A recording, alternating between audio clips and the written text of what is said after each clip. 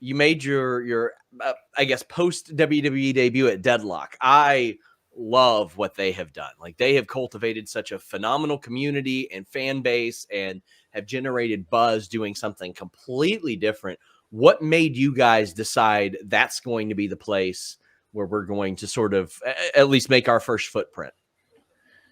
Two things to factor into that. So one of them is, as you say, Deadlock are just doing such great business, making such a great buzz. They have really carved out a niche into their own brand as well. So it's a identifiable brand. Like, any new promotions trying to do something should probably take a look at what the boys are doing there, because it does stand out from the pack, right? They're not the only one. There's places like Revolver who really have their own vibe to what they're doing at House of Glory, Amazing Red.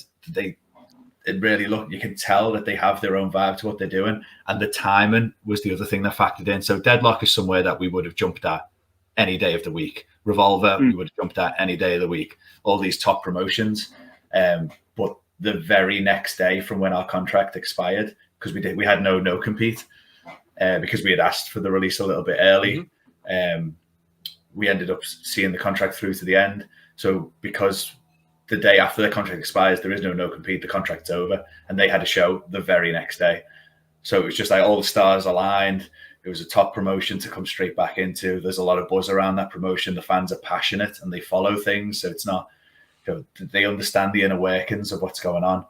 And like I say, all the stars aligned, and that was a special night for the two of us, because it felt like, obviously there's always going to be doubts, right? When you make a decision, as JD alluded to, this wasn't an overnight decision. This was something that we had thought about and gone back and forth with for quite a while. Eventually we decided to pull the trigger, like, no, we think this is best for us.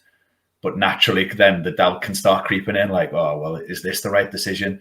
And just in that moment, first day out on the independents, feeling that buzz from the passionate indie crowd again, we're like, no, we made the right decision.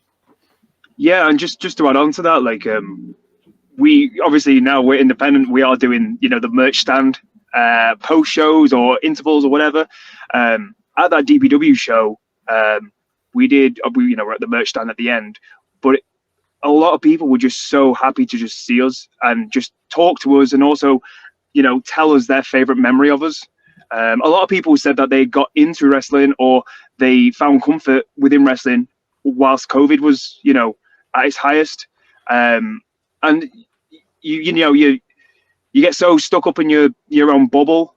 We were just so focused on, our, pushing our career forward that, we really don't get to connect with fans as much. So as soon as we finished that DPW show and we had people just talking to us, telling us, their favorite memory of us or how happy they are to see us and, X, Y, and Z, it just solidified that this was the right option for us.